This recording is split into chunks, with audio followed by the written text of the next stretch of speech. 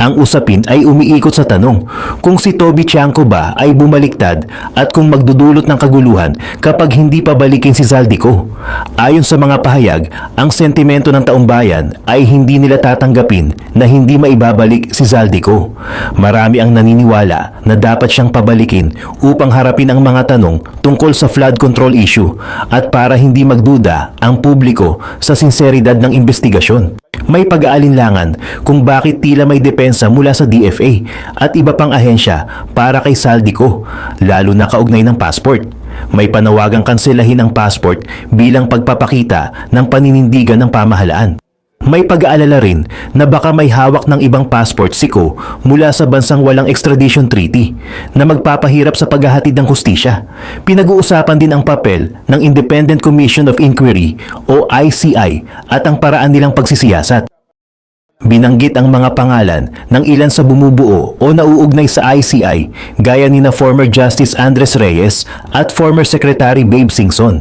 May mga tanong tungkol sa kredibilidad at integridad ng komisyon at kung tunay nga ba silang independyente.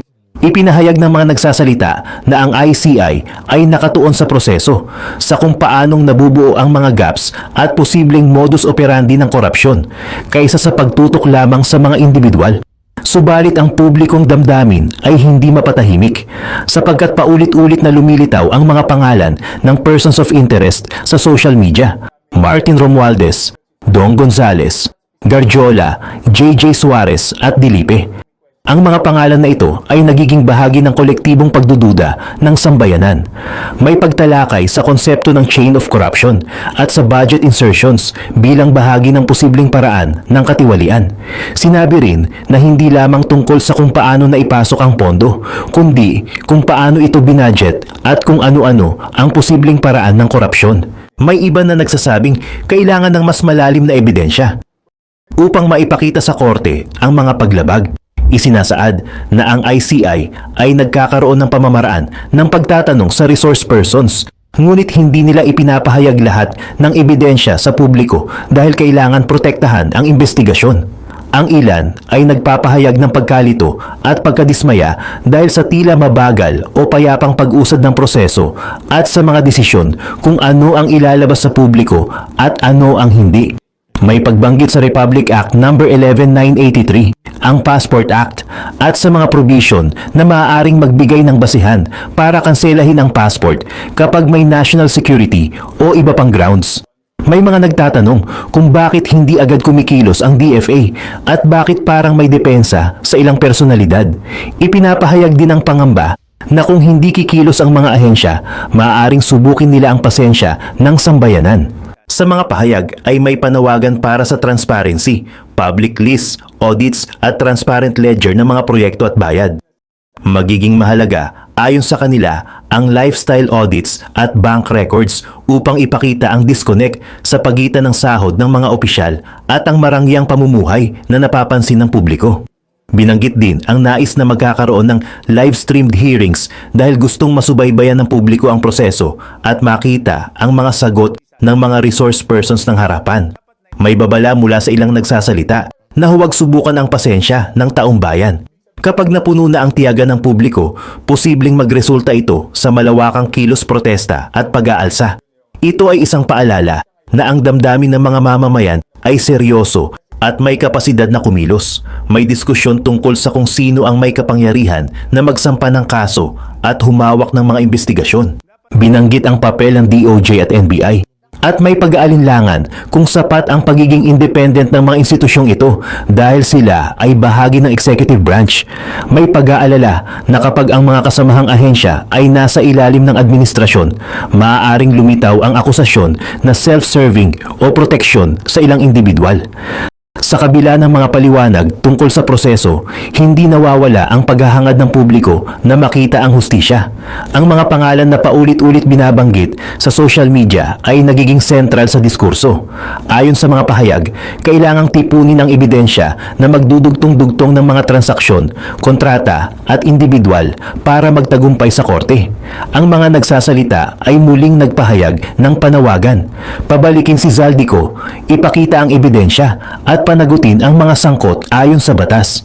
Sinabi rin na ang pagkilos ng pamahalaan at mga ahensya nito ay susukat sa kredibilidad nito sa mata ng publiko. Hanggang hindi malinaw ang mga aksyon at resulta, mananatiling mapagbantay ang sambayanan at patuloy na magsusuri sa bawat hakbang ng investigasyon. Dagdag pa rito, lumawak pa ang diskurso ng publiko nang simulan ang pagbusisi sa lifestyle ng ilang taong sangkot. Umani ito ng matinding reaksyon, lalo na nang lumabas ang mga paratang hinggil sa tinatawag na Nepo Babies, mga pribadong jet, mamahaling eroplano at iba pang senyales ng marangyang pamumuhay. Ang ganitong mga detalye ay nagbunsod ng panibagong tanong, paano nakamit ang ganitong yaman kung hindi malinaw ang pinanggalingan ng pondo? Sa social media, kumalat ang mga larawan at video na tila nagsisilbing ebidensya ng umano'y labis na luho. Ang mga ito ngayon ay nagiging simbolo ng panawagan ng taong bayan. Nabuksan ang financial records, ilantad ang mga kontrata at huwag tigilan ang proseso hanggang sa ganap na maipakita ang buong katotohanan at pananagutan. Yes, may mga bago silang tanong na clarifications para maintindihan nila mas lalo kung paano yung proseso. So, nagbigay tayo kung ano yung nalalaman natin tungkol sa mga bagay na yun. Siyempre, alam natin, sinabi natin, may mga bagay naman na hindi tayo aware. So, sinabi rin natin na hindi ako aware dyan sa sistema ngayon. Sir, is it about budget insertions? And not really about budget insertions. It's about everything. It's about how it is budgeted, what are the possible ways of corruption. Yung mga ganun, di ba ganun naman yun eh. So yung statement, statement ba yung tawag yun? Testimony sa Senate, sir, basically illustrates yung parang chain of corruption. Mm-hmm, yes. Was that the same thing that the ICI was interested now? And when you was that the same subject that the ICI was interested in today? In chain of corruption from who's going to, who's talking to whom, who's giving whom, who, what, diba? Siyempre, party naman yun. Party lahat yun. Mm-hmm. What do you think, pagka ganun, sir, ano pakiramdam nyo na is the ICI zeroing in on maybe particular individuals who may have taken a part in the corruption? No, it's really the process. Siyempre, they will not disclose to me naman those things. Eh. So, it's mostly yung proseso para maintindihan nila kung paano yung mga posibleng gaps, saan posible nagkaroon ng corruption, paano mapagdudugtong-dugtong. Ang importante kasi dito is paano mo mapagdudugtong-dugtong lahat, di ba? And you have that info, di ba, sa testimony? Yes. So, nag-elaborate ka, sir, about it? Yes, and additional information. Individuals?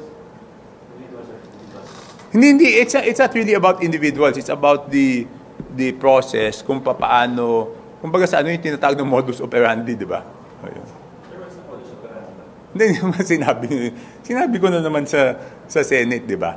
I mean, why will you, yung lagi kong sinasabi, why will you insert projects doon sa distrito na wala ka naman kinalaman, di ba?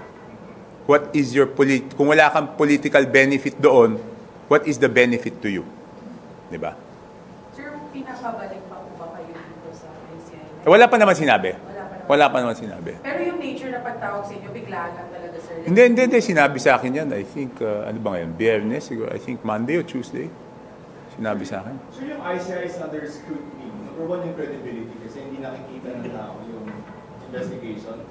But since you're a resource person, how do you probably characterize the way that the ICI has been conducting its hearings? Do you think this is ano ba ito? Okay, number one yung credibility, no? Yung integridad ng mga bumubuo ng ICI, talagang napakataas ng integridad nila, di ba? Si former Justice Andres Reyes, former Secretary Babe Singson, yung head ng SGV. So, you cannot question their integrity. It's beyond question. The direction of the investigation. I mean, syempre ang nakikita ko lang yung pagtanong sa akin, no? I don't know how they conduct it with other resource persons, but very professional naman sila. So you believe naman, sir, in the way the ICI is conducting itself? Yes. Why do you have that confidence na this is a serious investigation? Hindi, because alam naman ng lahat di ba? Alam naman ng lahat na galit yung tao. Okay? Alam naman ng lahat na hinahanap ng tao yung katotohanan. Alam naman ng lahat na may pag-iisip na yung tao kung sino yung talagang mga gumawa ng kasalanan Ang kailangan na lang buuin dito is yung ebidensya para mapatunayan sa korte na yung mga may kasalanan, talagang may kasalanan. Di ba? Sa tingin ko, my impression is, yun ang binubuo nila. I mean, impression My impression is, binubuo nila yung ebidensya para matibay siya pag final sa korte. So in terms of accountability, how high should this be? Wala. Kung saan pupunta, doon dapat pumunta. Hindi pa pwedeng, may iwasan dito.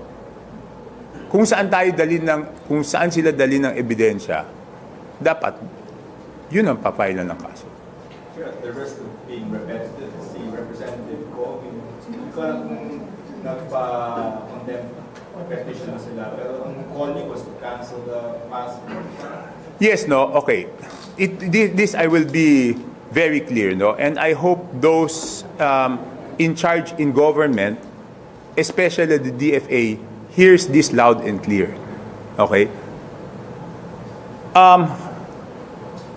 Ang sentimento ng taong bayan, hindi nila tatanggapin na hindi mapabalik si Saldico dito. Dapat naiintindihan yan ng mga may kapangyarihan na pabalikin siya. Kasi pag dumating sa punto, wag naman sana nasabihin na kailangan na siyang pabalikin at hindi siya mapabalik. Huwag natin subukan yung pasensya ng tao. Sa tingin ko, doon na talagang magagalit ang taong bayan. At baka doon na sila magduda sa sinseridad ng investigasyon.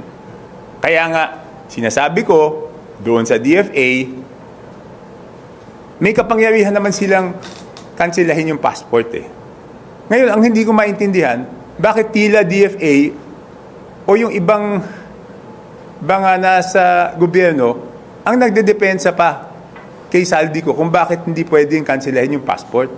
Di ba dapat kanselahin nyo, tapos pabayaan yung abogado niyang questionin sa korte yung pagkansela? Bakit parang tila baga sila pa nag-aabogado? May legal na proseso naman Function nila yan. function nila yun Di ba, okay, doon sa Passport Act, di ba?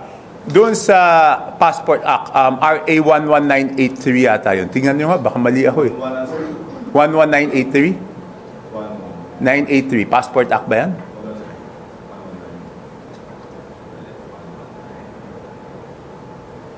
So sir, anong tingin niyo? Bakit parang meron kang hindi passport? Tama. Passport Act. Section 4 o Section 5. Nahandyan yung grounds. Tingnan natin kung matalos pa yung memory natin. At least doon sa R8, tama tayo. 4 is authority to issue denial. Yan. Okay. Ganito, ha? Medyo matalas pa pala memory ko. RA 11983, Section 4. Isa sa mga grounds dyan is national security. Tama? Yung galit na galit yung tao. Siguro naman mag-agree tayo na galit ng tao. May mga mass movements. Itong mass movements na to, pwedeng samantalahin ng masamang elemento para ma-destabilize yung gobyerno. Hindi pa ba national security issue yan? Hindi pa ba yan pasok doon? So sa DFA, hindi pa ba pasok yan? So bakit hindi nyo kanselahin? Tapos bahala na yung abogado niya mag-question.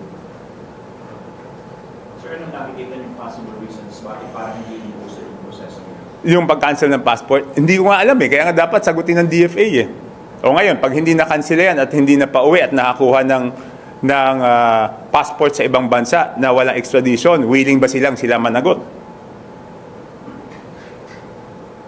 Sure naman na napahagingan ng SIA Hindi namin napag-usapan yun. Mr. Poe, Ano po? si Representative. Hindi. Wala naman personalities eh. Wala naman kami personalities pinag-uusapan. To make it very clear, wala naman personalities na pinag-uusapan. Ang pinag-uusapan lagi is yung proseso. I think they just, my impression is, gusto nilang maintindihan yung proseso. I mean, insertion, Yung buong proseso, paano nagsisimula, paano yung mga posibleng, siyempre naman sila nag-iimbestiga, hindi naman nila i-disclose sa akin kung ano yung hinahanap na ebidensya, di ba? Hindi. Sir, balikan ko lang po yung integrity kasi as you said, you believe the ICI's integrity. But I think parang there's a public uproar right now kaya nag-question yung integridad ng ICI because the hearings are not live streamed, it's not open to the public. So what's your take on this, sir, na dapat ba gawing live na rin talaga yung mga pag-hearing ng ICI? Hindi, alam nyo, ako naintindihan ko naman eh. Naintindihan ko naman yung sentimiento ng tao na gusto nila maging live yung hearing, no? So yun, 100% naintindihan ko yun, no? But syempre, hindi naman ako pwedeng manghimasok doon sa desisyon ng ICI na yun. Pero kung tatanungin niyo ako whether naintindihan ko yung sentimento na yun, naintindihan ko. but there's no need for a live stream. Hindi, sabi ko nga, naintindihan ko yung sentimento na yon ng tao na gusto nila live stream. Kaya lang bilang respeto, ipinapaubaya natin sa ICI na sila ang magdesisyon doon sa bagay na yun. No? Pero 100% naintindihan ko yung sentimento ng taong bayan. Yes, sir. Pwede